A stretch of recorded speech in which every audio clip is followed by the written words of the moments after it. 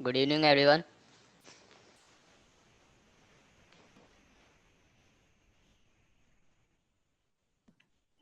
Am I audible to all of you?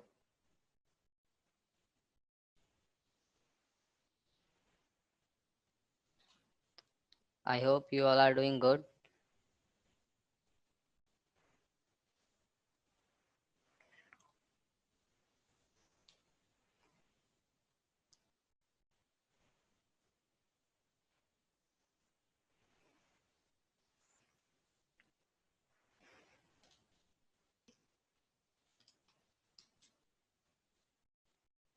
अभी तक जो भी हम लोगों ने पढ़ा है उसमें किसी को भी कोई डाउट, कोई question? Entry, stop loss marking, trade score, location, curve, execution, trend.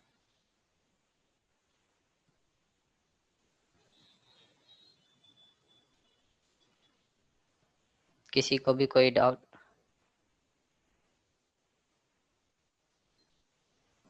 Curve repeat.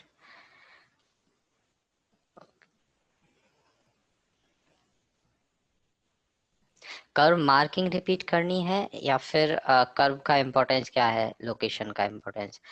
काफी सारे लोगों ने पूछा था कि लोकेशन को हम इतना इम्पोर्टेंस क्यों देते हैं, उसके बारे में हम डिस्कस करने वाले हैं। या फिर कर्व की मार्किंग भी रिपीट करनी है? मार्किंग, ओके, मार्किंग देख लेते हैं। हाँ, सुबह वो डिस्कस करेंगे हम लोग। कपिल पाटिल, फ्रेम ये समझा नहीं मैं, क्या कहना चाह रहे हैं आप?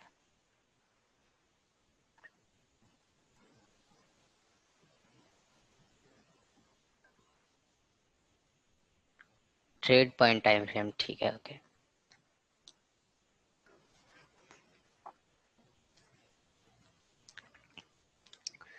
सबसे पहले ट्रेंड से शुरू करते हैं।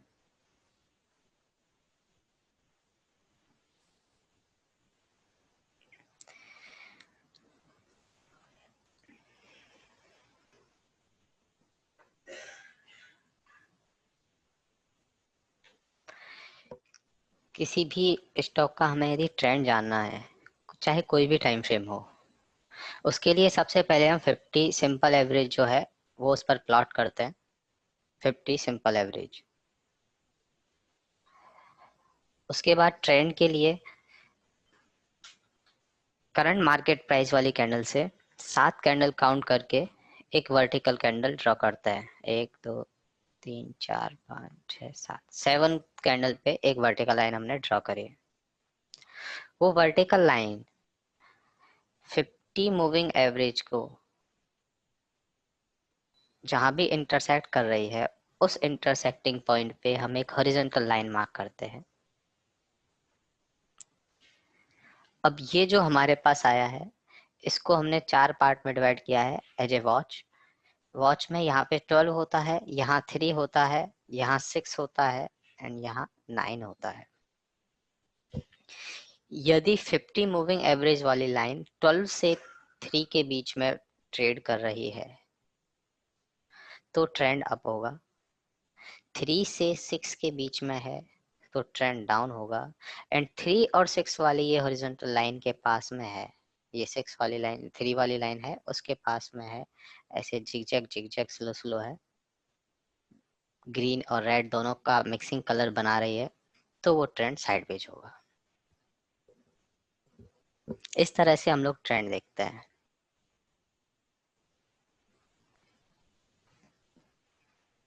फिर बात आती है लोकेशन की।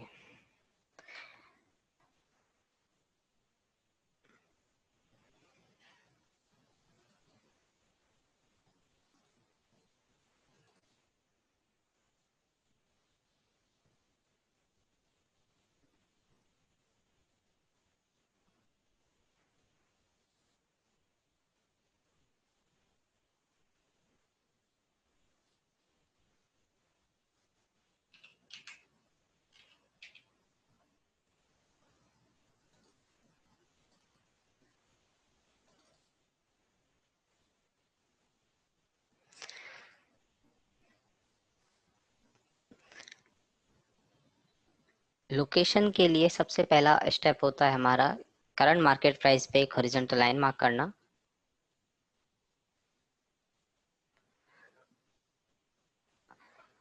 उसके बाद fresh demand zone nearest fresh demand zone, nearest fresh supply zone mark करना।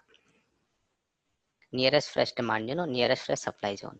इसमें नियरेस्ट फ्रेश डिमांड जोन मेरे पास ये है, ये अभी टेस्ट हो चुका है, ये वाला। इसको इग्नोर करते हैं, नीचे वाला ये वाला जोन मार्क करते हैं। इसको हम ऊपर वाले को एज ए लोकेशन ले सकते थे, रैली बेस रैली को। अभी आप लोग कंफ्यूज हो जाएंगे, वो आगे वाले टॉपिक्स में हम लोग इसको क्लियर करेंगे। पहले तो अभी यही समझते हैं कि फ्रेश डिमांड जोन हमें मार्क करना है और फ्रेश सप्लाई जोन मार्क करना है। सपोज कीजिए ये हमारे पास ड्रॉप बेस रैली का एक फ्रेश डिमांड जोन है जो हमने मार्क कर दिया है। उसके बाद यदि हमें सप्लाई जोन मार्क करना है तो करंट मार्केट प्राइस से ऊपर हम लोग एक सप्लाई जोन मार्क करते हैं।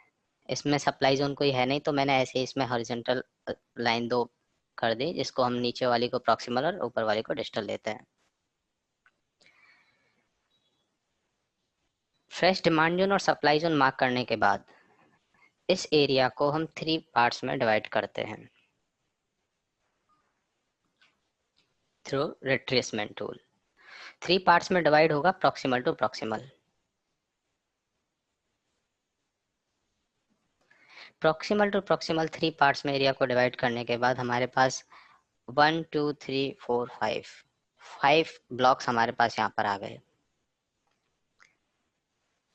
जो डिमांड जोन के पास वाला एरिया होता है ये हमारे पास लो ऑन द कर्व होता है, इसको हम लो ऑन द कर्व बोलते हैं।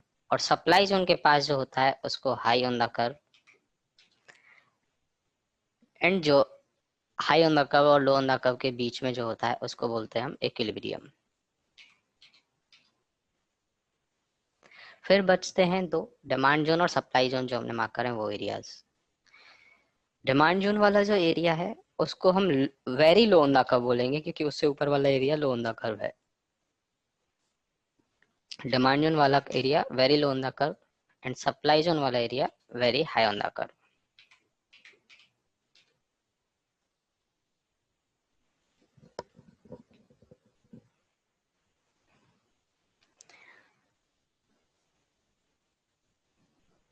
अब यदि प्राइस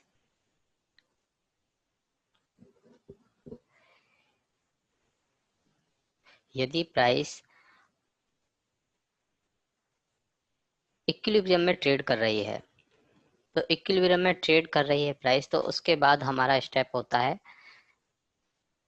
ट्रेंड पे जाना। प्राइस जब इक्विलिब्रियम में ट्रेड कर रही होती है तो हम ट्रेंडिंग टाइम फ्रेम पे जाते हैं जो कि इससे लोअर टाइम फ्रेम रहेगा। हम लोग अभी मंथली इनकम ट्रेड प्लान कर रहे हैं जिसके लिए हायर टाइम फ्रेम मंथली है, इंटरमीडिएट टाइम फ्रेम वीकली है और एग्जीक्यूशन टाइम फ्रेम डेली है। हायर टाइम फ्रेम पे लोकेशन देखने के बाद, लोकेशन हमें इक्विलिब्रियम में मिली, उसके बाद इक्विलिब्रियम में देखने के बाद हम लोग इंटरमीडिएट टाइम फ्रेम पे जाएंगे जहाँ पे हमें ट्रेंड देखना है। ट्रेंडिंग टाइम फ्रेम वीकली होता है तो वीकली पे हम लोगों को ट्रेंड देखना है। वीकली का ट्रेंड जो भी है, यदि वीकली का ट्रेंड अप है तो एग्जीक्यूशन टाइम फ्रेम पे जो कि डेली है उस पे हम लोग बाय करेंगे। वीकली का ट्रेंड डाउन है तो एग्जीक्यूशन टाइम फ्रेम पे हम लोग सेल करेंगे। एंड वीकली का ट्रेंड यदि साइडवेज है तो ट्रेड को हम इग्नोर करेंगे, कुछ भी नहीं करेंगे।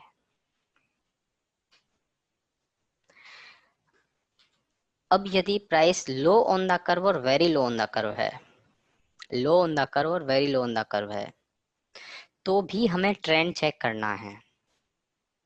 लो ऑन द कर्व और very low on the curve यदि प्राइस है तो भी हमें वीकली पे ट्रेंड चेक करना है। यदि वीकली का ट्रेंड हमें अप मिल रहा है तो ही हम डेली पर डिमांड जोन फाइंड आउट करेंगे। यदि वीकली का ट्रेंड डाउन या साइडवेज है तो उस ट्रेड को इग्नोर करेंगे। मंथली पर प्राइस यदि लो ऑन द कर्व और very low on the curve है एंड वीकली का ट्रेंड अप है तभी हम डेली पर एग्जीक्यूशन डिमांड जोन का लेंगे, वहां पे बाय करेंगे। और यदि वीकली का ट्रेंड डाउन या साइडवेज है तो उस ट्रेड को इग्नोर करेंगे। सेम सप्लाई जोन के लिए है। प्राइस यदि हाई ऑन द कर्व और very high on the curve है तो वीकली पर ट्रेंड देखेंगे। वीकली का ट्रेंड यदि डाउन है, वीकली का ट्रेंड यदि डाउन है तो हम डेली के एग्जीक्यूशन पे एंट्री लेंगे सप्लाई जोन के लिए, सेलिंग के लिए। और यदि वीकली का ट्रेंड अप या साइडवेज है तो उस ट्रेड को इग्नोर करेंगे। ट्रेंड हमें हर सिचुएशन में देखना है, चाहे मंथ, चाहे location high on the curve है, लो ऑन द कर्व है, very high on the curve है, very low on the curve है, चाहे इक्विलिब्रियम है, ट्रेंड हमें हर सिचुएशन में देखना ही देखना है। अब बात आती है एग्जीक्यूशन की। एग्जीक्यूशन हम जिस टाइम फ्रेम पर देखते हैं उस पे जो भी डिमांड या सप्लाई जोन हम लोग मार्क करेंगे उसके लिए हमें स्कोर देने होते हैं। यदि लेवल फ्रेश है तो उसको 3 पॉइंट्स देंगे, यदि लेवल एक बार टेस्टेड है तो उसको 1.5, और लेवल यदि 2 बार टेस्टेड है 0। टेस्टेड का मतलब प्राइस उस जोन में एक बार भी नहीं आनी चाहिए, ये फ्रेशनेस का मतलब होता है। टेस्टेड मतलब यदि प्राइस एक बार भी आ गई है उस जोन में तो वो जोन टेस्टेड है।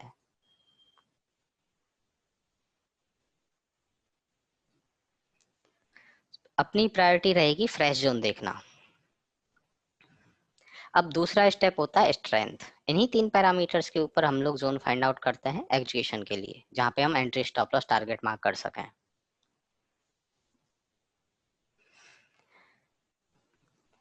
स्ट्रेंथ में if price leaves the level with a gap, यदि प्राइस एक गैप के साथ, एक गैप के साथ लेवल को छोड़ के जाती है, ओपन होती है, तो उसको 2 पॉइंट देंगे। और if price leaves the level with 2 exciting candle, और यदि 2 एक्साइटिंग कैंडल बनाकर प्राइस ऊपर जाती है तो उसको 2 नंबर देंगे। And if price leaves the level with only 1 exciting candle and no gap, without gap के यदि कोई प्राइस ऊपर जाती है और एक ही एक्साइटिंग कैंडल बनाती है तो हम उसे 1 नंबर देंगे। अब ऐसा नहीं है कि हमारे पास यदि 5 एक्साइटिंग कैंडल्स हैं तो हम उसको ट्रेड स्कोर 5 दे दें, नहीं, मैक्सिमम 2 है, जो कि गैप अप के साथ और 2 एक्साइटिंग कैंडल के लिए। तीसरा पैरामीटर है टाइम एट द बेस। यदि जो एरिया हम लोग देख रहे हैं उसमें 1 to 3 बोरिंग कैंडल्स हैं तो उसको हम 2 पॉइंट्स देंगे। 4 to 6 है तो 1, और मोर देन 6 है तो 0। जितनी कम बोरिंग कैंडल्स होंगी जोन उतना ही अच्छा होगा। क्यों? क्योंकि बायर और सेलर की फाइट का जितना जल्दी आउटकम निकलेगा उतना ही हमारे लिए ठीक है। मतलब अच्छा, बायर और सेलर का कुछ ना कुछ तुरंत रिजल्ट निकला है। टोटल नंबर होते हैं 7, यदि हाईएस्ट गिना जाए, हाईएस्ट काउंट किया जाए तो टोटल 7 नंबर होते हैं। अभी इसमें लिखा हुआ है if odd score is 7 will take entry type first, if odd score is 5 to 6 will take entry 2 and 3। ये कौन कौन सी एंट्रीज होती हैं वो हम लोग पढ़ने वाले हैं आगे आज।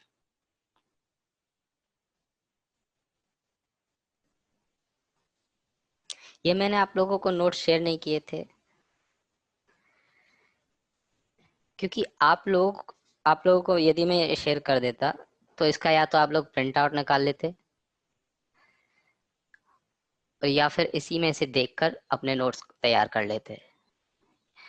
नोट्स बाद में शेयर करने के पीछे का भी ये रीजन है कि आपको हैंड टू हैंड नोट्स नहीं मिले तो आप रिकॉर्डिंग में देखकर अपने हाथ से नोट्स बनाएं, जिससे कि आपको वो ज्यादा दिन तक याद रहें और आप उसे भूलें नहीं।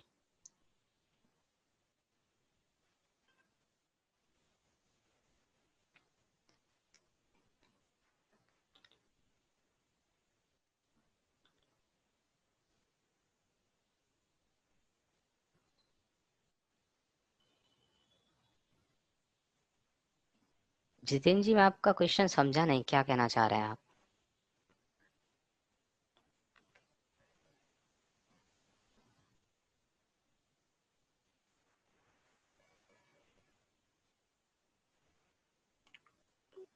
कोई पिक्चर है आपके पास, वो मुझे कोई स्टॉक में आप बताइए जिसे मैं देख सकूं उसे।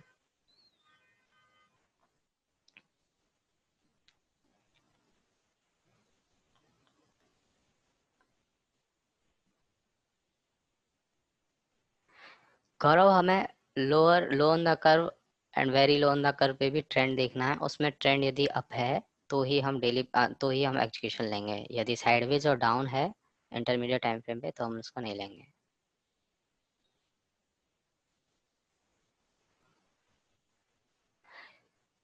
कपिल, टीवीएस का और सन फार्मा का एग्जांपल क्लास के बाद हम लोग डिस्कस करेंगे। एक बार आप मुझे क्लास के एंड में और मैसेज कर देना, टीवीएस और सन फार्मा का।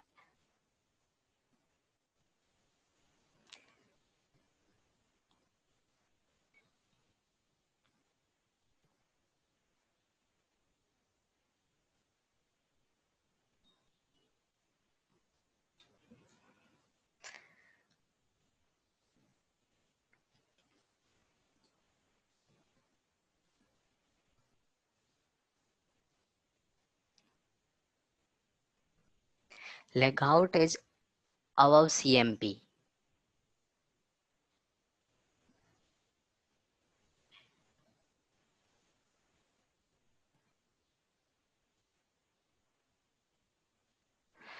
यदि ये वाली पिक्चर है ड्रॉप बेस रैली रैली, अब इसमें 447 यदि करंट मार्केट प्राइस है, हम समझते हैं कि ये एक करंट मार्केट प्राइस है, यहाँ पे एक और न्यू कैंडल्स फॉर्म हुई है,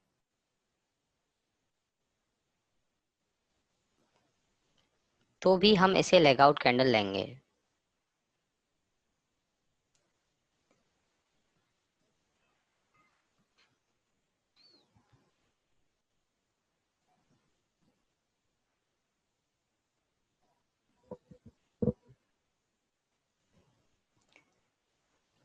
जितने क्लियर है, यही था आपका डाउट?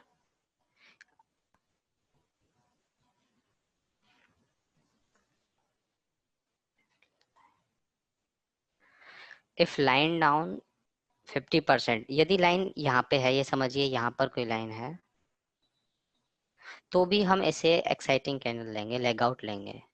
सिर्फ बोरिंग एरिया में प्राइस नहीं आनी चाहिए, सिर्फ बोरिंग एरिया में प्राइस नहीं आनी चाहिए। लेग आउट कैंडल तक प्राइस है तो कोई परेशानी नहीं है, हम उसको as a leg out candle, as a exciting candle count करेंगे। हमारे लिए फ्रेश जोन जो होना चाहिए वो सिर्फ बेस एरिया में प्राइस नहीं आए। ठीक है, एक बार लोकेशन को इतना इंपॉर्टेंस क्यों देते हैं वो और एक एग्जांपल के साथ समझ लेते हैं। आप सब लोगों ने महाभारत देखी होगी।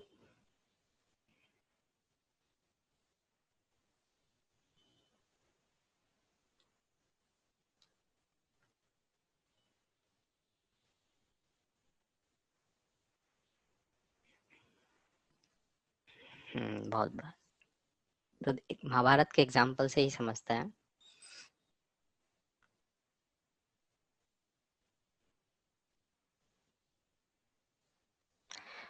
महाभारत में जो कैरेक्टर थे सबसे बड़े, श्री कृष्णा।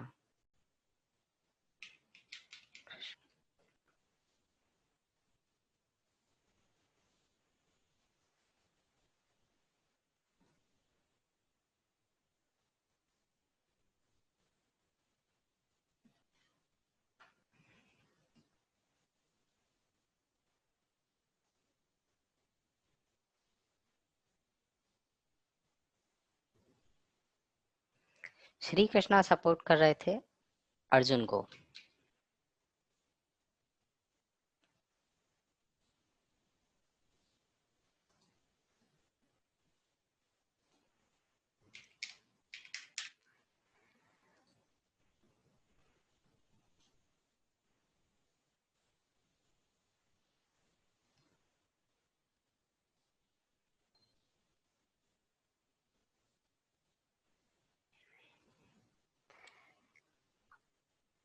दूसरी साइड में थे भीष्म पितामह।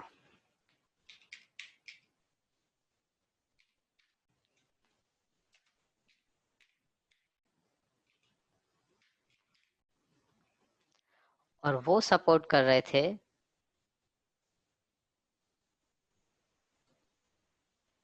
दुर्योधन को।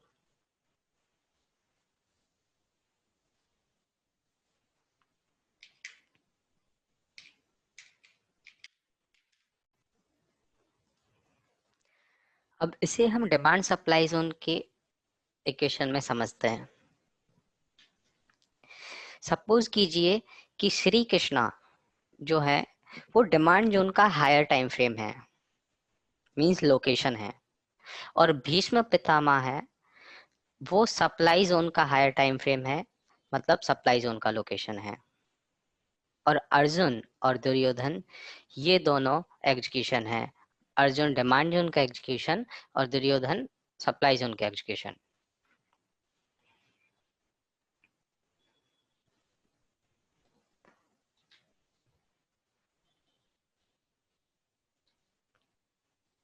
ये समझते हैं ये एक वो पॉइंट है जहां पर अपनी प्राइस ट्रेड कर रही है, ये वो मिडिल पॉइंट है जहां पे प्राइस हमारी ट्रेड कर रही, समझते हैं कि हमारी प्राइस इक्विलिब्रियम में है।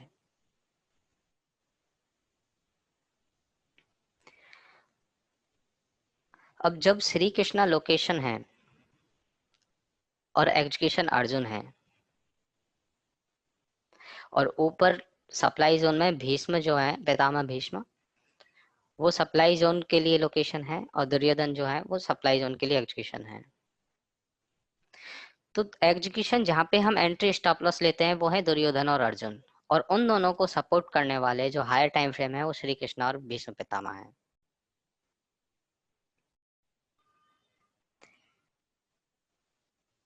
यदि श्री कृष्ण का जो सपोर्ट है वो अर्जुन को पूरी तरह से मिला हुआ है, अर्जुन को श्री कृष्ण का पूरा सपोर्ट मिला हुआ है, और ऊपर सिर्फ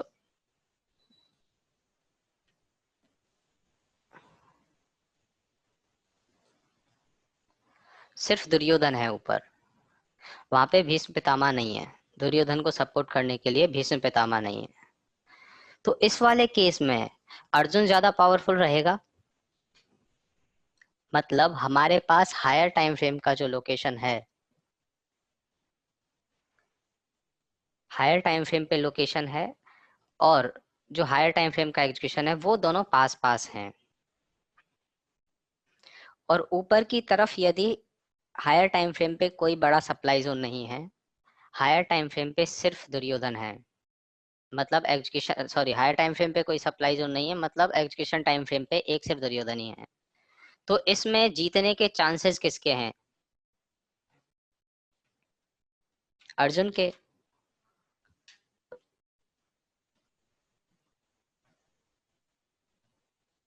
अर्जुन के सबसे ज्यादा जीतने के चांसेस हैं, क्यों? क्योंकि जो बड़ी बिग पिक्चर जो है श्री कृष्णा वो अर्जुन के साथ है।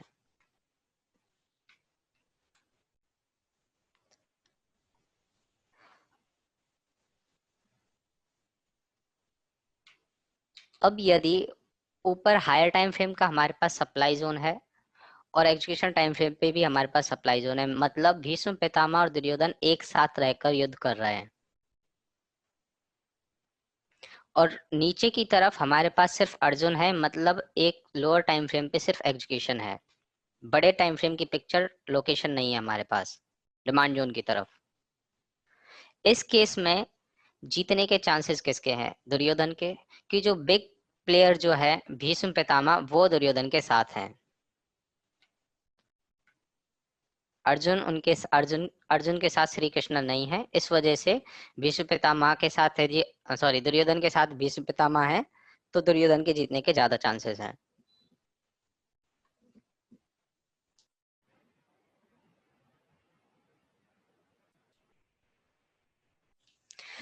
अब सपोज कीजिए कि हमारे पास दोनों के दोनों कैरेक्टर जो है, बिग पिक्चर जो है श्री कृष्णा और पितामह भीष्म, ये दोनों के दोनों है, तो फिर अर्जुन और दुर्योधन में कौन जीतेगा? वो डिपेंड करता है कि उस टाइम पे किसके तीर निशाने पे लग रहे हैं, मतलब डिमांड सप्लाई के इक्वेशन में समझें, उस जो ऐसी सिचुएशन में हम लोग देखते हैं कि ट्रेंड किस तरफ है। यदि ट्रेंड अप है और हमारे पास ये एज इट इज चारों के चारों कैरेक्टर हैं, तो चांसेस हैं अर्जुन के जीतने के, क्यों? क्योंकि अर्जुन के तीर निशाने पे लग रहे हैं। और यदि ट्रेंड डाउन है और चारों करेक्टर हमारे पास हैं, तो चांसेस है दुर्योधन जीतेंगे, क्योंकि ट्रेंड उनको सपोर्ट कर रहा है, उनके तीर निशाने पे लग रहा है।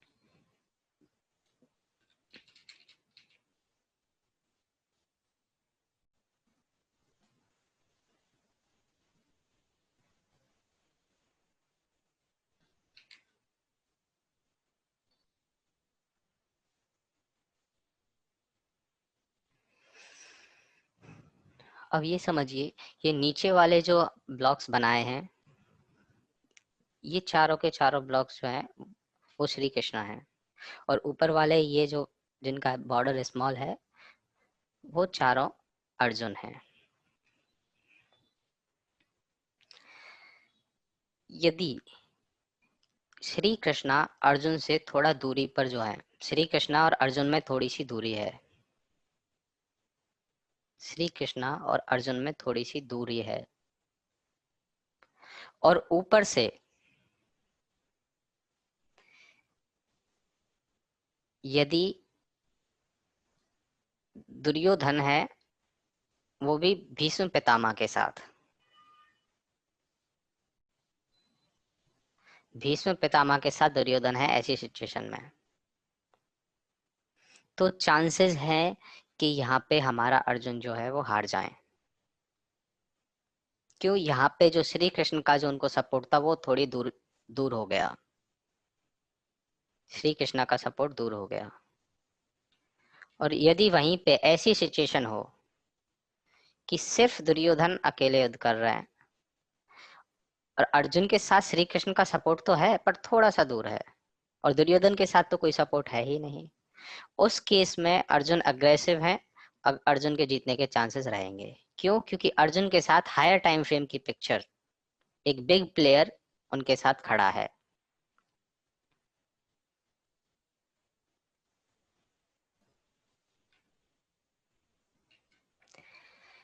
दूसरे वाले केस में अर्जुन के साथ श्री कृष्ण और थोड़ा पास हैं, थोड़ा और पास हैं,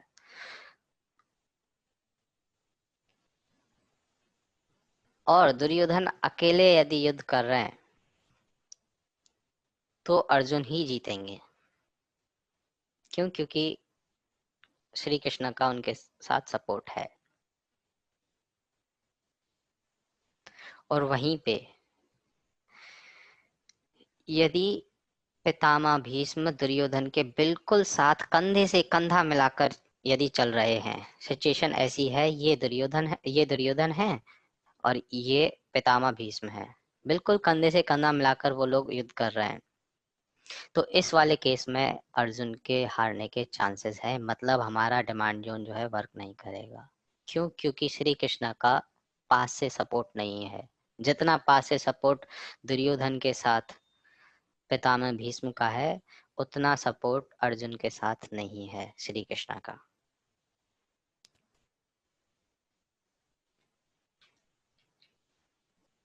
और यदि पिक्चर कुछ ऐसी है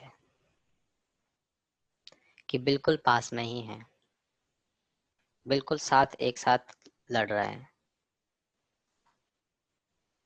तो वो अच्छी तरह से दुर्योधन का एक इंडिविजुअल सप्लाई जोन का बहुत अच्छी तरह से सामना कर सकते हैं। ये ऐसी पिक्चर है इंडिविजुअल यदि लड़ रहे हैं तो, और दोनों साथ हैं,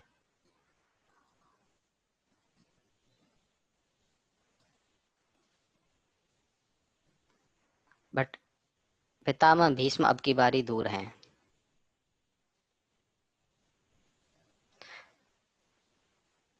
तो जो अर्जुन है उनके जीतने के चांसेस ज्यादा हैं। क्यों? क्योंकि इस केस में अर्जुन और श्री कृष्ण दोनों कंधे से कंधा मिलाकर युद्ध कर रहे हैं।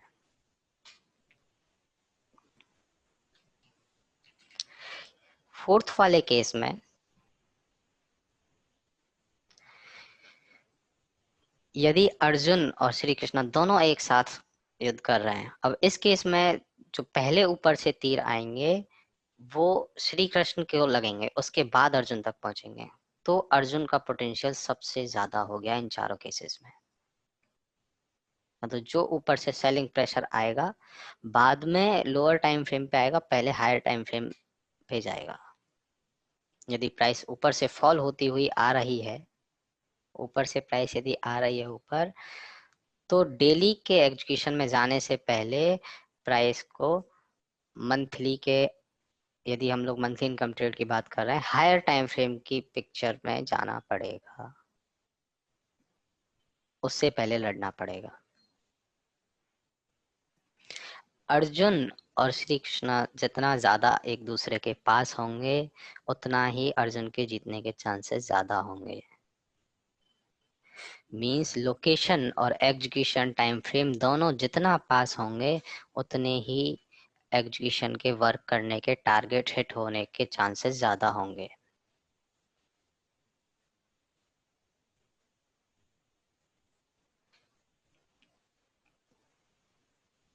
बड़े टाइम फ्रेम की पिक्चर में हम सपोज करते हैं ये जो है बिग बॉर्डर की पिक्चर, वो मंथली का डिमांड जोन है, और ये वाला जो स्मॉल बॉर्डर की पिक्चर है वो डेली का डिमांड जोन है। मंथली का डिमांड जोन 20 जो है कैंडल से मिलकर बना होता है, 20 डेज के कैंडल से मिलकर बना होता है। और यदि वहां पे डिमांड जोन फॉर्म हुआ है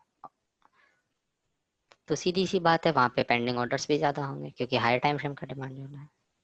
सपोज कीजिए इसमें 1 लाख पेंडिंग ऑर्डर है, और इसमें स्मॉलर टाइम फ्रेम में जो डेली का डिमांड है उसमें 10,000 पेंडिंग ऑर्डर है।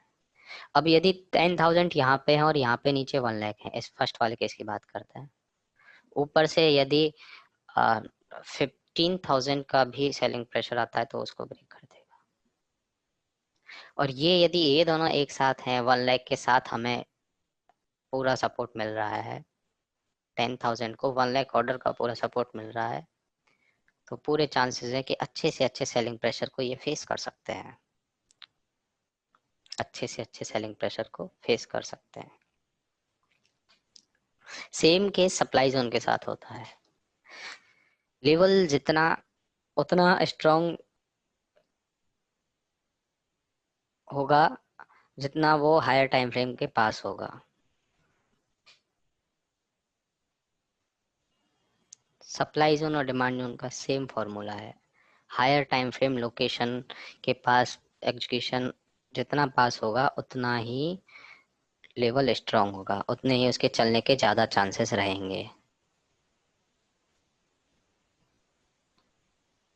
लोकेशन जैसे हम एज इट इज देखते हैं वैसे देखेंगे, एग्जीक्यूशन में हम लोग पूरे ट्रेड स्कोर के साथ देखते हैं। ट्रेड स्कोर वाला जो फॉर्मूला है वो सिर्फ एग्जीक्यूशन पे लगता है।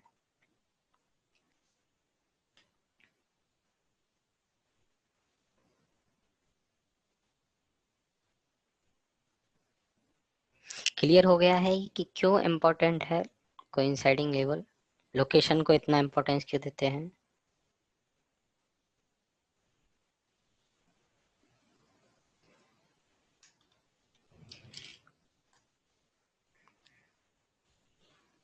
अब एक बात आती है हायर टाइम फ्रेम की। हायर टाइम फ्रेम पे यदि अकेले अर्जुन लड़ाई कर रहे हैं,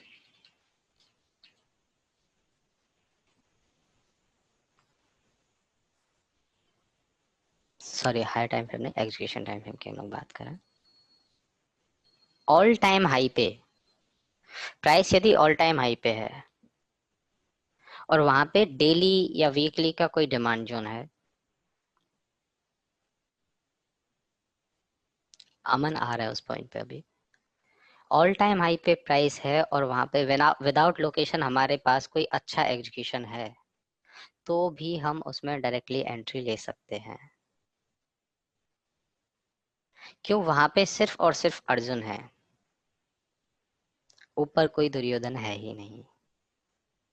ऑल टाइम हाई के स्टॉक पे यदि हम डेली के डिमांड जोन में डायरेक्ट एंट्री लेना चाहें तो ले सकते हैं।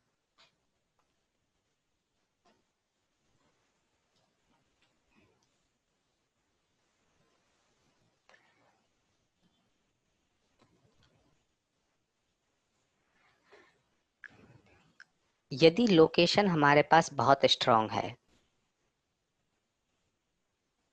लोकेशन हमारे पास बहुत स्ट्रांग है, लोकेशन या फिर कोई भी higher time frame, higher means quarterly हुआ, मंथली हुआ, वीकली हुआ, उनको हम डायरेक्टली एग्जीक्यूशन के तौर पे भी काम में ले सकते हैं। यदि कोई मंथली का स्ट्रांग डिमांड जोन है, मंथली का कोई स्ट्रांग सप्लाई जोन है, क्वार्टरली का कोई स्ट्रांग सप्लाई जोन या स्ट्रांग डिमांड जोन है, तो हम उस जोन को डायरेक्ट एग्जीक्यूशन ले सकते हैं। बस प्रॉब्लम एक छोटी सी है कि उस जोन का स्टॉप लॉस जो है वो बिग होता है। हायर टाइम फ्रेम का यदि जोन है तो उसका स्टॉप लॉस ऑटोमेटिकली बड़ा होगा। जैसे एसबीआई, ये जो हमने फर्स्ट क्लास में सेकंड क्लास में जो डिस्कस किया था, ये ड्रॉप बेस रैली का डिमांड जोन, एक तो रिवर्सल पैटर्न सिर्फ एक ही एक्साइटिंग कैंडल, एक ही बेस कैंडल के साथ है और तीन तीन इसमें एक्साइटिंग कैंडल हैं और उसके बाद भी प्राइस नॉन स्टॉपेबल ऊपर गई है।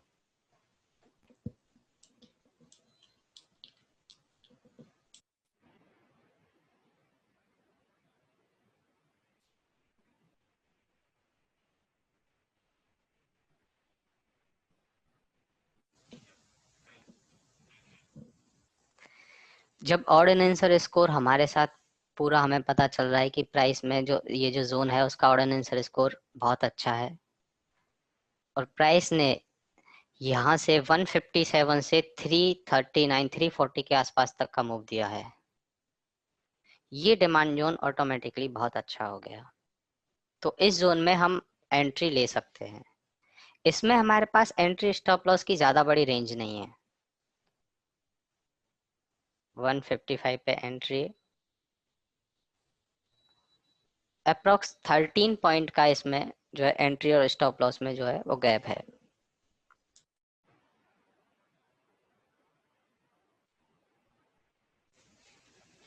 तो इसको हम डायरेक्टली एग्जीक्यूशन ले सकते हैं। कितना स्टॉप लॉस होना चाहिए, कितना स्टॉप लॉस बड़ा होता है, कौन सा स्टॉप लॉस छोटा होता है, वो हम लोग आने वाली क्लास में, रिस्क मैनेजमेंट वाली क्लास में क्लियर कर देंगे। इसमें फिर भी स्मॉल है स्टॉप लॉस। एक मैं बताता हूँ एक और एग्जांपल आपको। मारुति,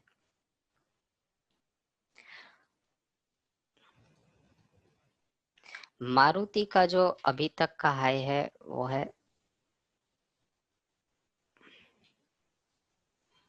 9,996, अप्रोक्स 10,000।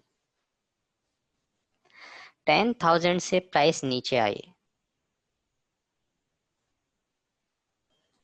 यहाँ पे एक क्वार्टरली का डिमांड जोन था, रैली बेस रैली।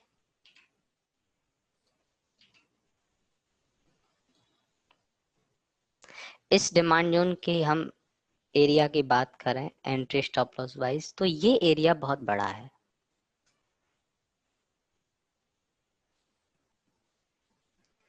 प्राइस इसमें आई 10,000 से इतना नीचे आ रही थी प्राइस की, 5 इस कैंडल जो ये नीचे आई थी उसका लो था 5,446, अप्रोक्स शेयर आधा हो गया,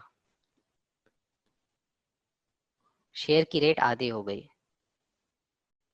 क्वार्टरली के डिमांड जोन में आने के बाद प्राइस ने वापस से अप मूव दिखाया और इसने 7,700 तक वापस प्राइस को पहुंचाया। 2,500 पॉइंट के आसपास इसने प्राइस में ऊपर की तरफ मूव दिया। बट ऐसे केस में हम इसे डायरेक्ट एग्जीक्यूशन नहीं ले सकते, क्यों? क्योंकि इसका एंट्री और स्टॉप लॉस बड़ा हो जाता है। उसके लिए हमें लोअर टाइम फ्रेम पे रिफाइन करके जाना पड़ेगा, मंथली पर ट्रेंड देखना और वीकली पर एग्जीक्यूशन लेना।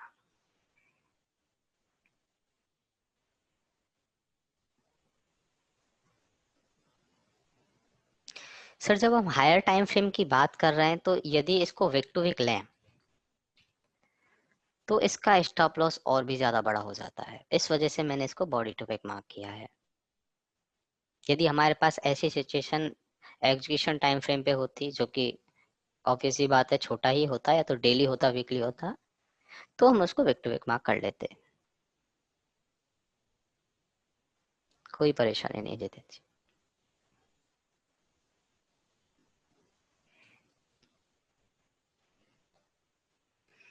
क्वार्टरली, मंथली, ये हमारे डायरेक्ट एग्जीक्यूशन हो सकते हैं। एक आपको याद हो, हमने वेदांता का भी एग्जांपल डिस्कस किया था एज ए एक्सेप्शनल, ये वाला। इसमें भी हमारे पास स्टॉप लॉस बिग था, 102 पे एंट्री और 60 पे स्टॉप लॉस, अप्रोक्स 42 पॉइंट का स्टॉप लॉस।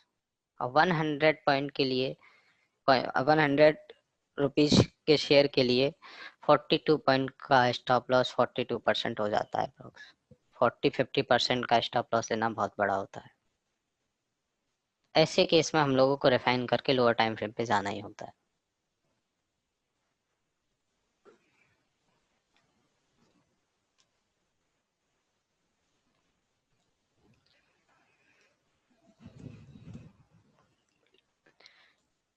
जो लोकेशन के लिए हमने पढ़ा था कि लोकेशन इतना इम्पोर्टेंट क्यों है, उसके भी एक दो एग्जांपल डिस्कस कर लेते हैं।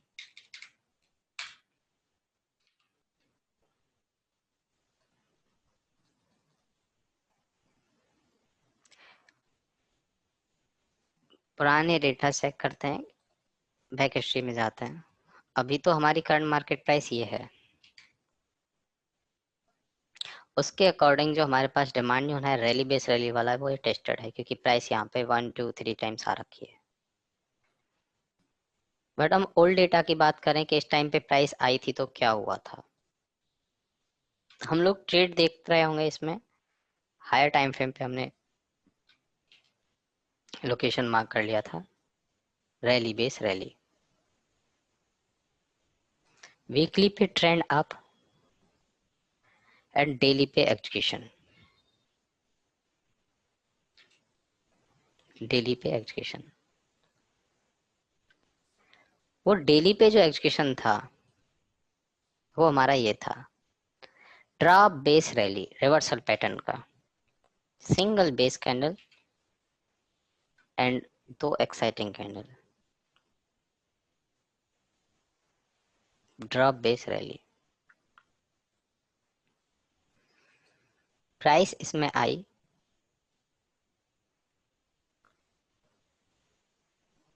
एक बार पहले थोड़ा सा ऊपर से गई, दोबारा एकदम से प्राइस ने ऑर्डर नीचे तक उठाए, और उसके बाद इसने कितना अच्छा वापस से प्राइस को ऑल टाइम हाई पर पहुंचाया। यदि हम लोग इसकी एंट्री यहाँ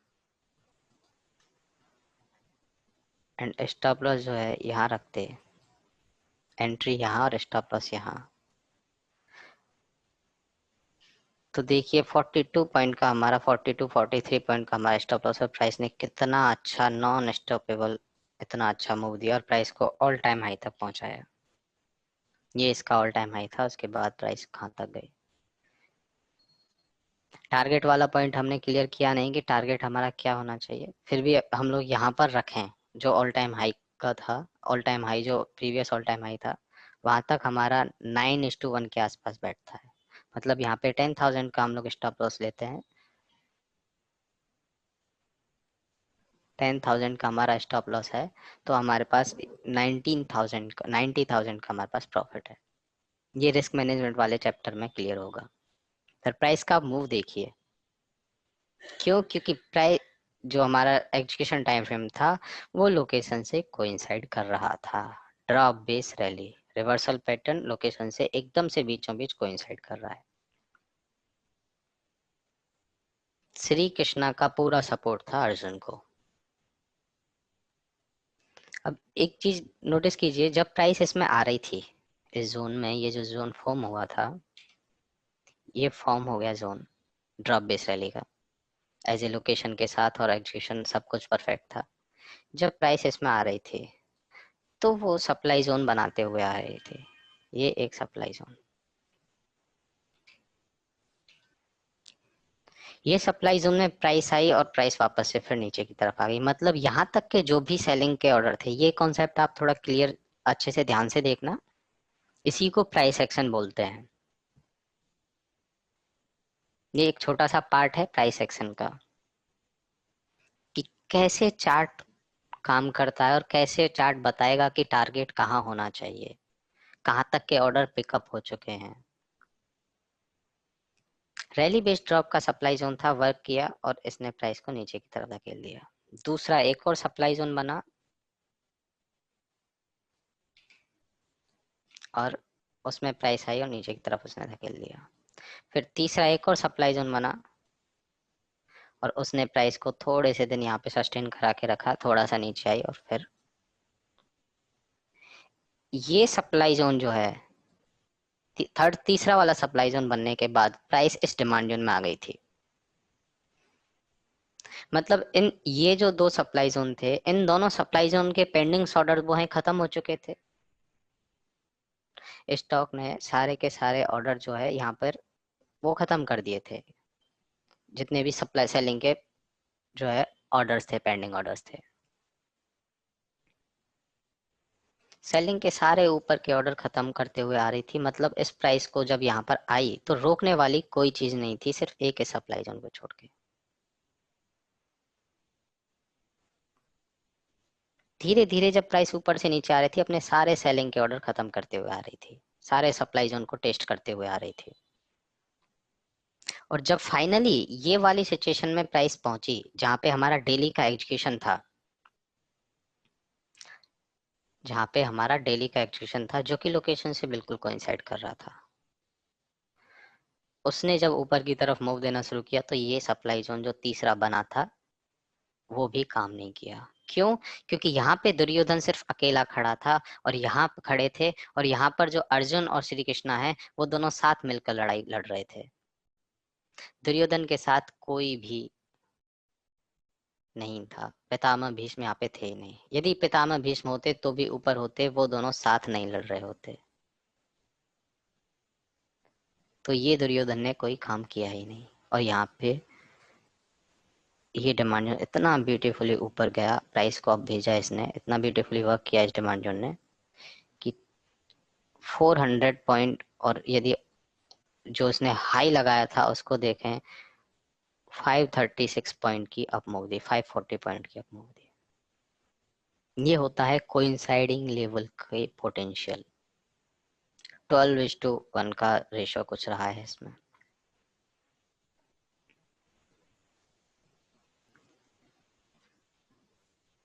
ये डिमांड एग्जीक्यूशन जो था वो सिर्फ और सिर्फ हमारी लोकेशन से कोइंसाइड करता हुआ था।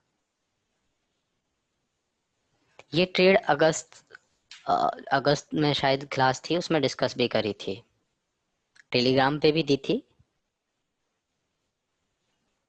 ये वाली ट्रेड जो हम लोग जिसकी अभी बात कर रहे हैं, एंट्री मिलने से पहले।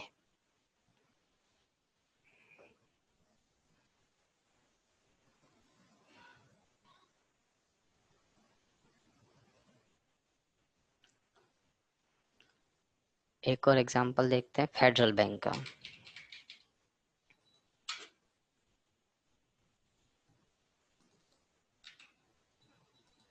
फेडरल बैंक का क्वार्टरली ये पिक्चर है।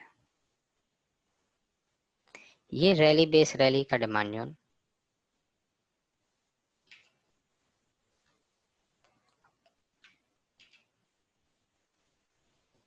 और ये रैली बेस ड्रॉप का सप्लाई जोन। प्राइस इस रैली, जब रैली बेस रैली का डिमांड जोन फॉर्म हुआ विद टू एक्साइटिंग कैंडल, हम लोगों ने इसको विक टू विक मार्क नहीं किया है क्योंकि बड़े टाइम फ्रेम की पिक्चर है। वो डिमांड जोन फॉर्म होने के बाद जब प्राइस नीचे आई तो उसने एक सप्लाई जोन बनाया रैली बेस्ड ड्रॉप का, और रैली बेस्ड ड्रॉप का सप्लाई जोन बनाते के साथ ही उसने एंट्री दी थी डिमांड जोन में। डिमांड जोन में एंट्री देते ही प्राइस फटाक से ऊपर, यहाँ से 72, इसको माने कि यहाँ पे 72 पे अपनी एंट्री होनी चाहिए थी, प्राइस तो और भी नीचे आई थी। 72 से प्राइस ने वापस 100 के ऊपर हाई लगाया था, 109 के आसपास। ये इस कैंडल का क्या है, ये 109.80।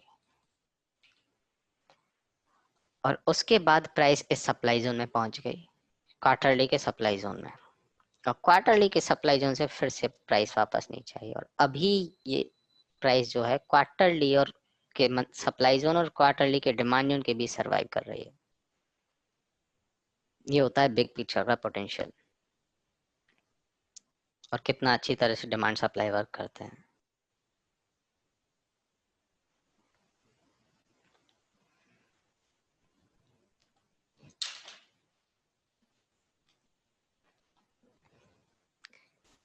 एक और एग्जांपल मैं बताता हूँ आपको, एक्सिस बैंक।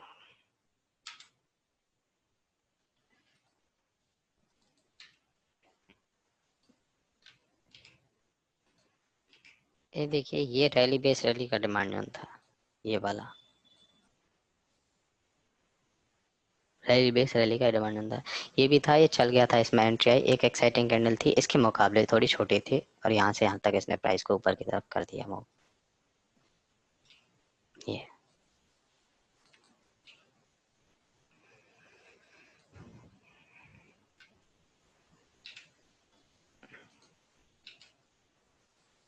जब प्राइस डेली के टाइम पे इसमें आई थी, ड्रॉप बेस रैली, इसको हम as a wick to wick mark कर रहे हैं। यहाँ पे विक टू विक क्यों कर रहे हैं, प्राइस नेक्स्ट डे गैप के साथ ओपन हुई और 3-3 उसने एक्साइटिंग कैंडल बनाई।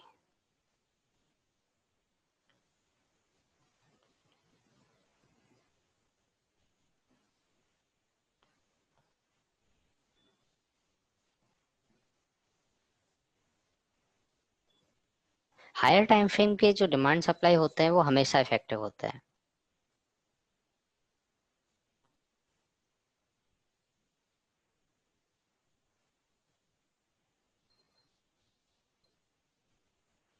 डिलीवरी के लिए हम लोग जो ट्रेड्स लेंगे वो क्वार्टरली टाइम फ्रेम को क्यूआईटी ट्रेड एंड एमआईटी ट्रेड ही लेंगे।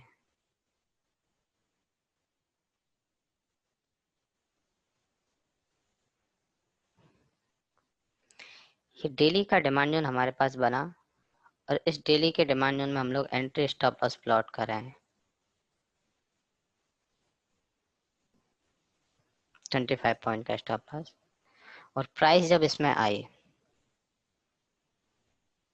आते ही लगातार 2 ग्रीन एक्साइटिंग कैंडल हमारे पास बैक टू बैक बनाए। ये 2 डेज का इसका मूव देखते हैं, 100 पॉइंट से अबव, 25 पॉइंट का स्टॉप लॉस, 100 पॉइंट का टारगेट, 4:1 का 4:1 की ट्रेड। यदि हम यहाँ पे 10,000 का स्टॉप लॉस लेकर इसको ट्रेड को लेते तो यहाँ पे हमारे पास 40,000 का प्रॉफिट होता। ये सिचुएशन के अकॉर्डिंग फिर प्राइस वापस इसमें लौटी नीचे की तरफ, यहाँ से इस सप्लाई जोन से रैली बेस्ड ऑफ, क्योंकि ये टेस्टेड नहीं था, ये वाला सप्लाई जोन टेस्टेड नहीं था। इसमें प्राइस आई, आने के बाद वापस आई, और फिर एक ड्रॉप बेस रैली के डिमांड जोन में यहाँ पे आ गई, ये डिमांड जोन, और इसमें आने के बाद वापस से प्राइस ऊपर ऊपर ऊपर ऊपर ऊपर यहाँ तक का इसने हाई लगाया, फिर काफी दिनों के लिए प्राइस साइडवेज हो गई। ये हायर टाइम फ्रेम की पिक्चर की वजह से हुआ है। डिमांड जोन तो हमारे पास ये भी था, इससे ऊपर drop base rally gap up के साथ था, 2 एक्साइटिंग कैंडल थी, देख रहे हैं, पर ये जो है स्टॉप लॉस हो गया। कुछ दिन प्राइस यहाँ पे सरवाइव करी, बट स्टॉप लॉस हो गई। क्योंकि ऊपर से जो सेलिंग प्रेशर था वो बहुत भारी था, 2 रेड एक्साइटिंग कैंडल, उसके बाद गैप डाउन, और गैप डाउन के बाद भी एक बड़ी रेड एक्साइटिंग कैंडल। तो मीन्स यहाँ पे जो दुर्योधन के जो तीर थे वो ज्यादा निशाने पे लग रहे थे, और अर्जुन से श्री कृष्ण दूर थे। श्री कृष्ण और अर्जुन में दूरी थी यहाँ पे इस वाले केस में। ये अर्जुन, ये श्री कृष्ण और ये अर्जुन। और जब ऊपर से प्राइस आ रही थी, दुर्योधन बहुत अग्रेसिव थे और उन्होंने अर्जुन को यहाँ पे मात दे दी, क्यों? श्री कृष्ण को उनका साथ नहीं था।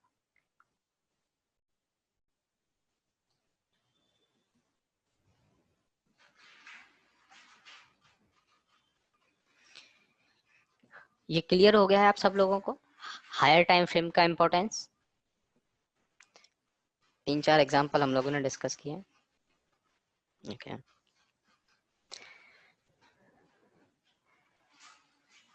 अभी तक किसी ने भी ये क्वेश्चन नहीं पूछा कि हम लोग 75 मिनट को और 125 मिनट को, 15 मिनट को, इनको पोटेंशियल क्यों देते हैं, और इनको ज्यादा प्रायोरिटी क्यों देते हैं? हमारे पास टाइम फ्रेम्स भी तो और भी तो हैं, 60 है, 120 है, 240 है।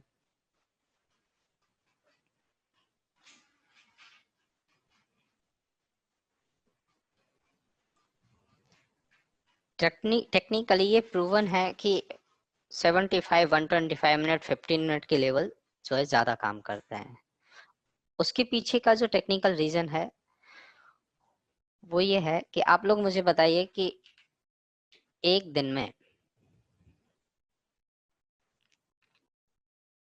एक दिन के ट्रेडिंग सेशन में टोटल कितना ड्यूरेशन रहता है मिनट्स के अकॉर्डिंग हम लोग देखें तो? 375। 9:15 से 3:30 तक 375 होता है। अब यदि हम लोग बात करें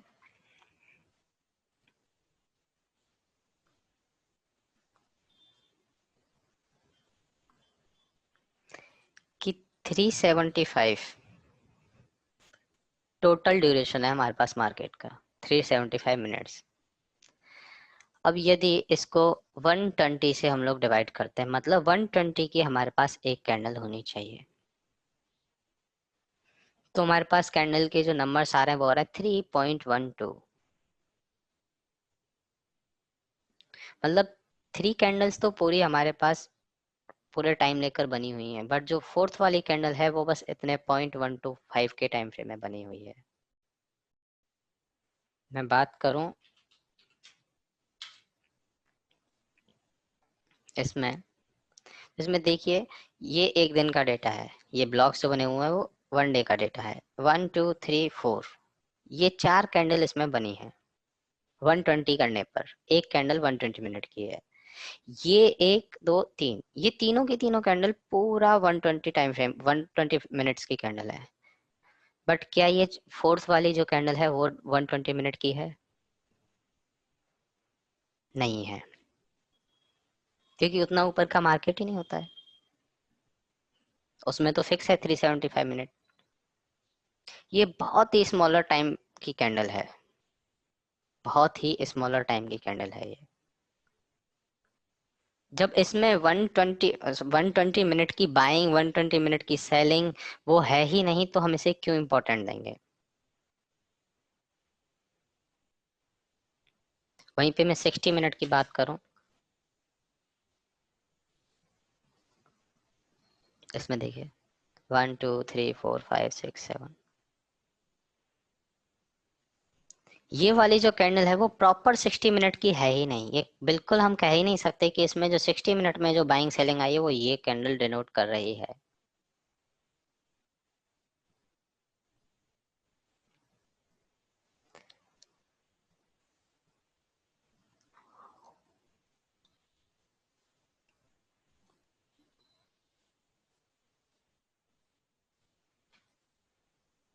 6.25 कैंडल आ रही है। 6 कैंडल तक हमारे पास पूरा एग्जैक्ट 60 मिनट का डेटा है, बट उसके बाद वाली जो एक कैंडल है उसमें 0.25 का डेटा है, सिर्फ 15 मिनट का डेटा रहा। इसके अकॉर्डिंग हम देखें तो सिर्फ 15 मिनट का। और वहीं पे हम लोग बात करें 375 डिवाइडेड बाई 75, 5 कैंडल हमारे पास, प्रॉपर 5 कैंडल का डेटा हमारे पास निकल के आ रहा है। और 375 डिवाइडेड बाय 125, 3 कैंडल्स का डेटा हमारे पास आ रहा है। मतलब जब हम लोग यहाँ पे 125 मिनट यहाँ पे प्लेस करते हैं, तो जो हमारे पास एक दिन में जो 3 कैंडल्स यहाँ पे आ रही हैं, उन तीनों कैंडल्स का डेटा 125 मिनट का है। 125 मिनट इसका, 125 मिनट इसका, 125 मिनट इसका, मतलब एग्जैक्ट जो 125 मिनट में बाइंग सेलिंग, बायर सेलर की फाइट जो भी हुई है, वो हमारे पास आउटकम इसमें प्रॉपर निकल के आया है। सेम 75 मिनट में 1 2 3 4 5, 5 कैंडल जो है वो पूरे एग्जैक्ट 75 मिनट के डेटा से बनी हुई है। इस वजह से हमारी जो प्रायोरिटी रहती है वीकली इनकम ट्रेड के लिए, execution time frame 125 and 75 minute रहता है। कोई कोई एक्सेप्शनल केस में हम 60 और 240 भी देख लेते हैं, बट हमारी प्रायोरिटी हमेशा 125 मिनट और 75 मिनट होनी चाहिए।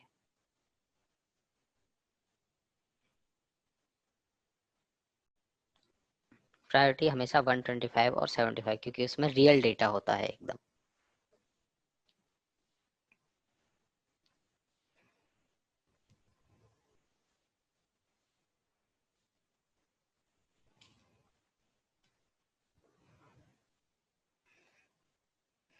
अब अभी जो मैंने आपको स्टार्टिंग में रिवीजन जब कर रहे थे, तो उसमें एक टेबल बताई थी ट्रेड स्कोर वाली। इसमें नीचे था if trade is odd score is 7 will take entry type first, odd score is 5 to 6 will take entry type 2 और 3 और नो ट्रेड बिलो 5। ये टाइप 1 टाइप 2 टाइप 3 एंट्रीज क्या हैं?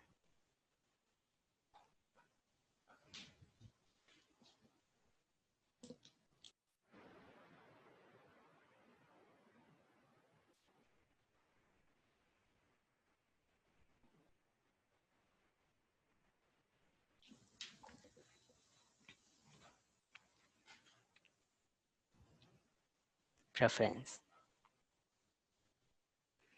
Entry type 1, entry type 2, entry type 3 क्या होती है, मैं आपको बताता हूँ अभी। कब हमें एंट्री टाइप 1 लेनी चाहिए वो तो हमें नोट से पता चल गया, बट क्यों लेनी चाहिए और क्या होती है entry type 1, entry type 2, entry type 3, वो बताता हूँ।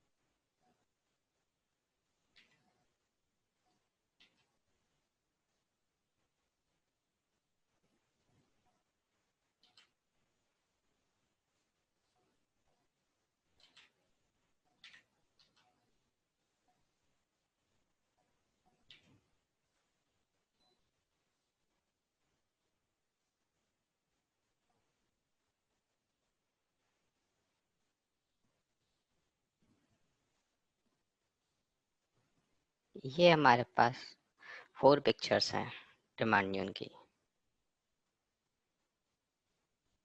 सारे पैटर्न्स ड्रॉप बेस रैली हैं, 1 2 3 4 5। इनका आप मुझे ऑड एंड आंसर स्कोर बताइए, क्या इनका ऑड स्कोर है? फर्स्ट, सेकंड, थर्ड, फोर्थ का। सबसे पहले फर्स्ट का बताइए सब लोग। फर्स्ट का, ये पहली वाली पिक्चर है, उसका क्या स्कोर है?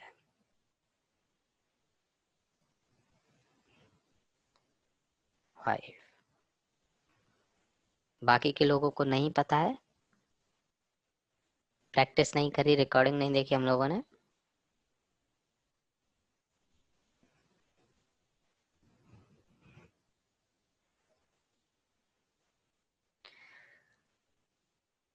इसे एक बार वापस से देख लीजिए। लेवल फ्रेश है 3, टेस्टेड एक बार है 1.5, गैप के साथ है 2, 2 एक्साइटिंग कैंडल के साथ 2, 1 से 3 बेस कैंडल 2, और 4 से 6 बोरिंग कैंडल 1। जो सेकंड वाली पिक्चर है, ये वाले, इसका क्या स्कोर है? लेवल फ्रेश है, एक बेस कैंडल है और एक एक्साइटिंग कैंडल है, 6। थर्ड वाले में 7, क्योंकि 2 एक्साइटिंग कैंडल है, बेस कैंडल 3 से कम है। ओके। और फोर्थ वाले में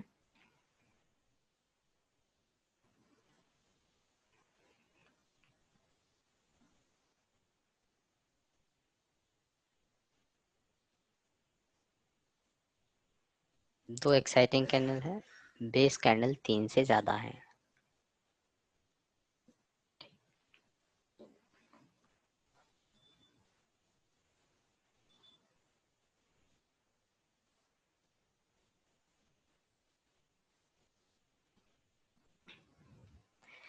अभी हमने नोट्स में पढ़ा था कि यदि ऑड एंड आंसर स्कोर हमारे पास 7 है तो हम लोग एंट्री टाइप फर्स्ट लेते हैं। एंट्री टाइप फर्स्ट क्या रहती है? अभी तक जिस हिसाब से हम एंट्री लेते आ रहे थे,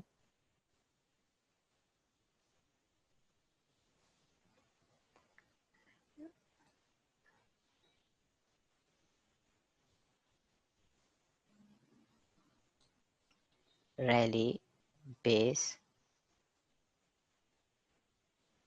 एंड रैली।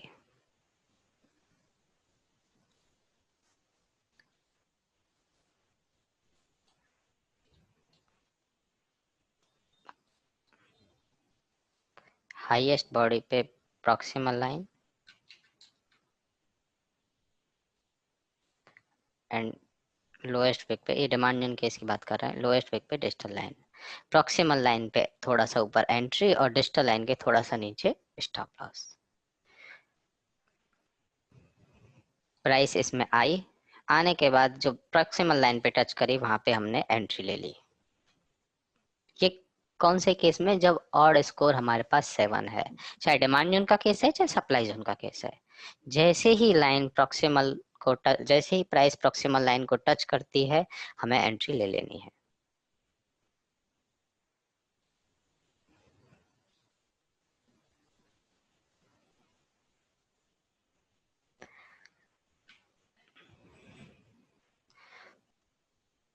दूसरा केस है हमारे पास, यदि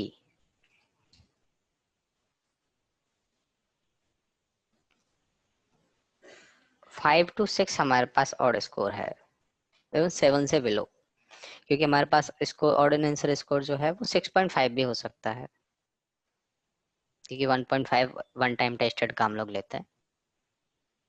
7 से बिलो जो भी होगा, उसके लिए हम टाइप 2 एंट्री लेते हैं। टाइप 2 एंट्री क्या होती है? जब प्राइस किसी भी जोन में आ रही है, तो जो करंट कैंडल जो है, जो जिस जोन में आई है, जिस जोन ने इसको एंट्री दी है,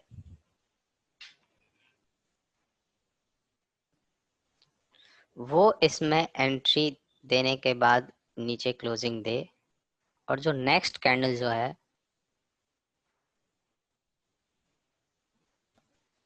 वो हमारी इसी जोन में फॉर्म हो और उसके बाद प्राइस ऊपर जाने लगे।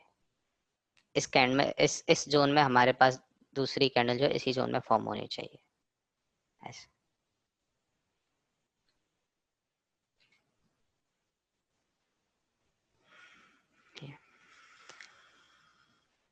जहां से वो दूसरी कैंडल जहाँ पे क्लोज, फर्स्ट कैंडल जहाँ पे क्लोज हुई है वहीं पे हम लोगों को एंट्री ले लेनी है। फर्स्ट कैंडल जहाँ पर क्लोज हुई है वहां पे हम लोगों को एंट्री ले लेनी है। यदि हम मंथली इनकम ट्रेड की बात करते हैं तो डेली पर जो है हमारे पास एग्जीक्यूशन रहेगा, तो हो सकता है प्राइस जो है नेक्स्ट डे ऊपर ओपन हो। यदि गैप अप उस जोन से ऊपर ही ओपन होती है तो उस एंट्री को इग्नोर करेंगे, और इसी जोन के अंदर वो एंट्री जो है, इसी जोन के अंदर वो प्राइस इसमें ओपन होती है तो हम लोग उस पर ही एंट्री लेंगे। मीन्स हमें इस कैंडल को इसमें क्लोज होने का और दूसरी कैंडल फॉर्म होने का वेट करना है। क्योंकि हमारे पास जो ऑड स्कोर कम है, कहीं ना कहीं जोन में स्ट्रेंथ कम है, तो हम उस जोन का पोटेंशियल जान रहे हैं। क्या उस जोन के अंदर जो ऑर्डर्स हैं वो उस प्राइस को रोक पा रहे हैं क्या? यदि प्राइस यहाँ पर आकर क्लोज हो गई, मतलब बायर सेलर में जो जो ऊपर से सेलिंग प्रेशर आ रहा था और जो हमारे पास पेंडिंग ऑर्डर थी उनमें फाइट हो रही है, मतलब पोटेंशियल तो है इस जोन में।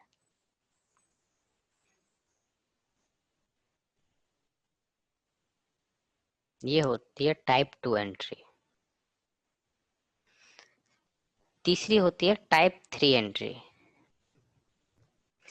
प्राइस जोन के अंदर आए, कैंडल क्लोज हो, एंड नेक्स्ट कैंडल जो है वो जोन के बाहर से निकलना शुरू हो जाए।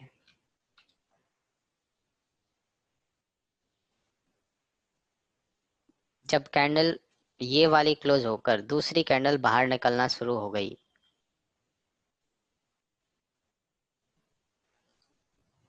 दूसरी कैंडल जो है वो बाहर निकलना शुरू हो जाती है, तो हम उसे वहां उस पॉइंट पे हम लोग उसकी एंट्री ले लेते हैं। स्टॉप लॉस जहाँ है वो डिजिटल लाइन पे ही रहेगा। स्टॉप लॉस के साथ हमें कोई छेड़खानी नहीं करनी। टाइप 3 एंट्री ये शो कर रही कि उसमें जो प्राइस सेलिंग प्रेशर के साथ नीचे आ रही थी डिमांड जोन के केस में, तो जो पेंडिंग ऑर्डर थे डिमांड जोन में, उन्होंने गिरती हुई प्राइस को रोक लिया है और वापस ऊपर की तरफ पुश कर दिया है। मतलब ये जोन वर्क कर सकता है, इसमें पोटेंशियल है। कहीं ना कहीं हम कंफर्मेशन ले रहे हैं और वो कंफर्मेशन हमें मिल चुका है। दूसरी कैंडल ऊपर निकलने लगे फॉर्म होकर तो हम उसे एंट्री ले लेंगे। और डिमांड जोन यदि डेली का है, सप्लाई जोन यदि डेली का है जहाँ पे हम एंट्री स्टॉप लॉस ले रहे हैं, उस केस में प्राइस गैप अप और गैप डाउन भी हो सकती है, तो हम उसे इग्नोर करेंगे। यदि नेक्स्ट डे प्राइस यहाँ पर ओपन होती है और नीचे की तरफ आ जाती है, या नेक्स्ट डे ऊपर होती है और ऊपर की तरफ चली जाती है, तो हम उसे इग्नोर करेंगे। नीचे हो गई तो वो केस ही खत्म है, हमने एंट्री ली नहीं है। ऊपर हो गई तो हमारे पास जो एंट्री जहाँ पे हम लेनी चाहिए वो एंट्री और स्टॉप लॉस का पॉइंट बड़ा हो जाएगा। कंफर्मेशन की हमें जरूरत क्यों पड़ी? क्योंकि हमें पता था कहीं ना कहीं हमारा जोन वीक है, हमारा जोन कहीं ना कहीं वीक है। इस वजह से हम लोग टाइप 2 और टाइप 3 एंट्री लेते हैं। टाइप 1, टाइप 2, टाइप 3 एंट्री, इनमें से जो सबसे अच्छी एंट्री है वो है टाइप 1 एंट्री। क्यों? क्योंकि उसमें हम विदाउट कंफर्मेशन एंट्री ले रहे हैं, क्योंकि हमें पता है जितने भी और स्कोर होते हैं वो सब हमारे फेवर में है, हमारा जोन अच्छा स्ट्रांग है, जोन फ्रेश है, कम से कम बोरिंग एरिया है, ज्यादा से ज्यादा एक्साइटिंग कैंडल है लेग आउट में। मतलब वहां पे बाइंग के या सेलिंग के जो भी पेंडिंग ऑर्डर हैं वो वहां पर अच्छे क्वांटिटी में प्लेस हुए हैं। हमेशा हमारी प्रायोरिटी टाइप 1 ही रहेगी। टाइप 2 और टाइप 3 के हमें जोन देखने नहीं है।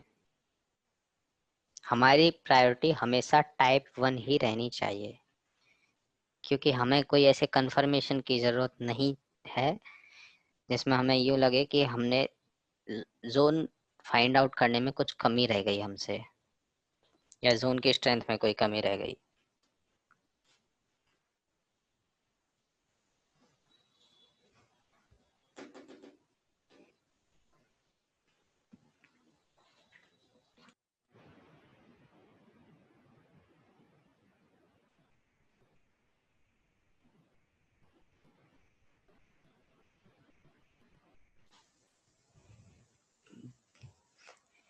पहले आप लोग ये बताइए, ये हमारे पास टाइप 1, टाइप 2, टाइप 3 एंट्री वाला कॉन्सेप्ट क्लियर हो गया है?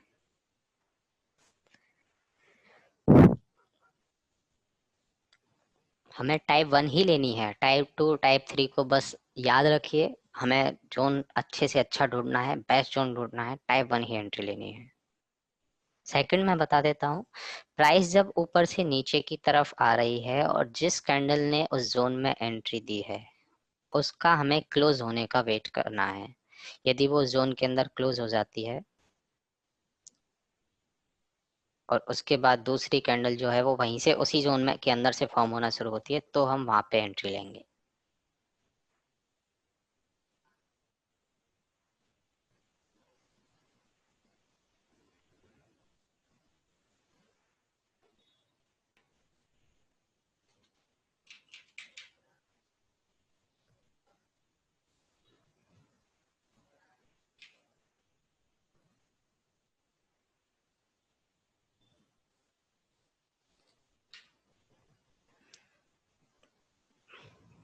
बाटा में हमारे पास सर, डेली की बात कर रहे थे आप? रैली बेस ड्रॉप का एक सप्लाई जोन है, डिमांड जोन बहुत दूर है, रैली बेस रैली।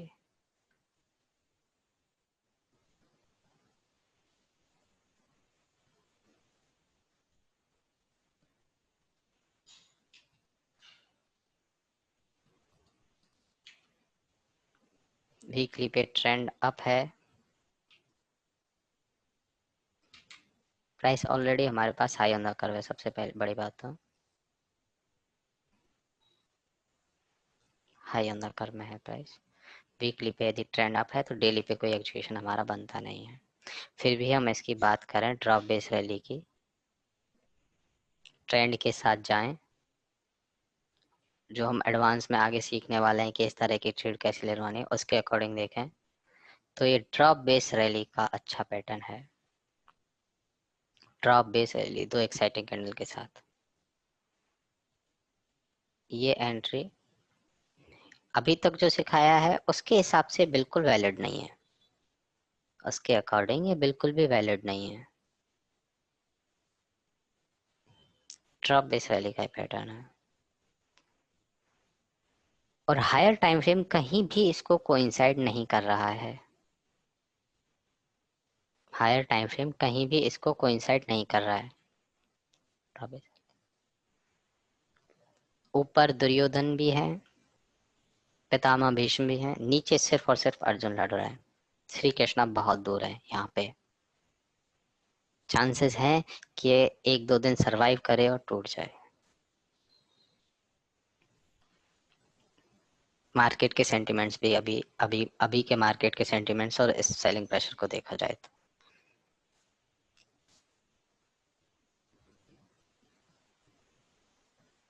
और स्कोर हमारे पास पूरा है इसमें, but higher time frame support नहीं कर रहा है। इसमें कुछ तो पेंडिंग ऑर्डर थे जिन्होंने प्राइस को ऊपर की तरफ खींच दिया। यहाँ से पेंडिंग ऑर्डर तो थे उन्होंने, क्योंकि ये इतने सेलिंग प्रेशर को एक अकेले इंडिविजुअल डिमांड ने उनको रोकना, लोकेशन फेवर नहीं कर रही है।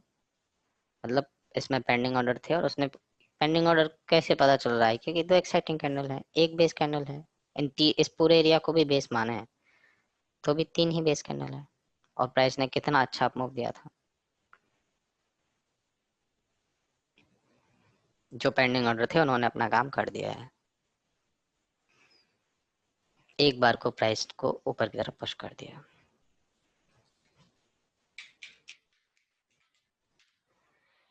टीवीएस मोटर के ट्रेड की आप बात कर रहे थे सर, मंथली में हमारे पास ड्रॉप बेस्ड रैली का डिमांड है। वीकली का ट्रेंड जो है वो हमारे पास डाउन है। यहाँ पे हमारे पास वीकली का डिमांड है और डेली पे ड्रॉप बेस रैली के साथ एक्सेप्शनल के साथ ये एक डिमांड है। इसमें ट्रेंड हमारे फेवर में नहीं था। फ्री प्राइस एक बार यहाँ से ऊपर की तरफ मूव दिया था इसने।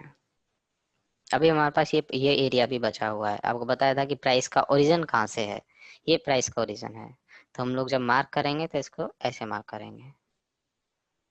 यदि ऐसे स्टॉप लॉस बड़ा होता है तो नीचे वाले लेवल को प्रायोरिटी देंगे ऐसे। वो हम आगे सीखेंगे। बाकी प्राइस ने यहाँ से एक बारी को अप मूव दिया है और हो सकता है प्राइस ऊपर की तरफ अभी यहाँ से थोड़ा यहाँ पे सस्टेन करे और ऊपर की तरफ चली जाए। ट्रेंड के अपोजिट में हमें, यदि ट्रेंड हमारे फेवर में नहीं है तो उसको कैसे ट्रेड करना होता है वो हम धीरे आगे वाली क्लासेस में सीखेंगे। 13-14 क्लास में ये हमारा टॉपिक रहेगा, काउंटर ट्रेंड ट्रेड कैसे फाइंड आउट करने हैं। बट स्टिल अभी भी ये इसमें जो था इसका सेक्टर भी सपोर्ट कर रहा था। यहाँ पे सेक्टर में भी वीकली के ये पिक्चर थी बॉटम वाली जो हम लोग बात कर रहे थे, ड्रॉप के बाद रैली आए। मंथली का डिमांड जो है ड्रॉप बेस रैली, सेक्टर ने सपोर्ट किया तो ये जो टीवीएस मोटर का जो लेवल है वो अभी सस्टेन कर रखा है। सेक्टर का एक अलग से पूरा टॉपिक है, सेक्टर कोरिलेशन वाला। सन फार्मा हमने डिस्कस किया था ड्रॉप बेस रैली वीकली का, चलने के चांसेस कम थे बट जो हमारे पास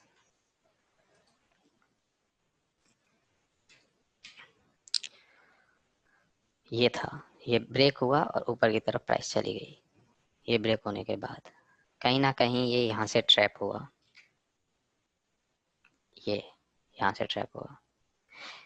ये हमें वीक लग रहा था, सिर्फ एक ही केस में हम इसको ले रहे थे जब हमारा सेक्टर 7 हो। और देखिए अब सेक्टर में भी सेम सीन हुआ, सेक्टर 7 था ड्रॉप बेस रैली। सेक्टर और सन फार्मा की कैंडल एक जैसी है। सेक्टर भी स्टॉप लॉस कर, सेक्टर ने भी स्टॉप लॉस कर दिया था और उसने भी। बट सेक्टर ये रैली बेस रैली का ये जो नीचे वाला डिमांड जोन था, ये वाला डिमांड जोन इसमें वर्क कर गया। वीकली का डिमांड जोन इसने तोड़ दिया और रैली बेस रैली का डिमांड जोन इसने पुश कर दिया। मैंने आपको बताया था रिवर्सल हमेशा अच्छे होते हैं, कंटिन्यूस थोड़े उनसे वीक होते हैं। बट फिर भी रिवर्सल यहाँ पे टूट गया, कंटिन्यूस चला है। ऐसे केस को इसको हम ट्रैप लेवल्स बोलते हैं, trap level. Higher time frame की पिक्चर ब्रेक हो जाती है, लोअर टाइम फ्रेम पे कोई भी डिमांड जोन चल जाता है, वो ट्रैप लेवल है। हम लोग आगे डिस्कस करेंगे कैसे ट्रैप हुआ है। और उसके साथ साथ ही जो स्टॉक था, फार्मा सेक्टर ट्रैप हुआ तो उसके साथ स्टॉक भी ट्रैप हो गया। अभी चांसेस हैं कि ये फार्मा और ऊपर जाए, जिस हिसाब से इसका इसमें बाइंग प्रेशर आया है।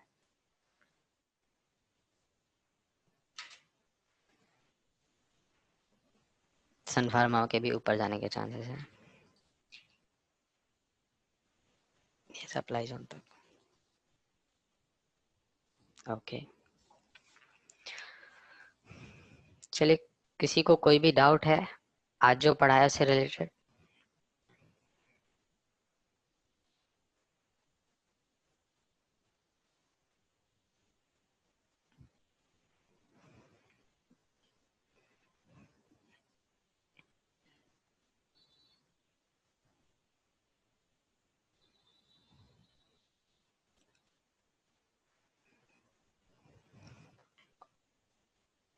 ओके, कोई डाउट नहीं है।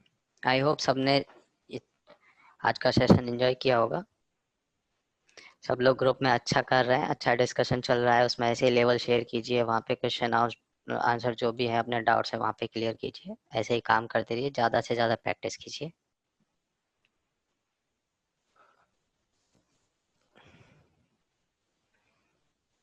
Okay guys, see you tomorrow, bye bye, good night.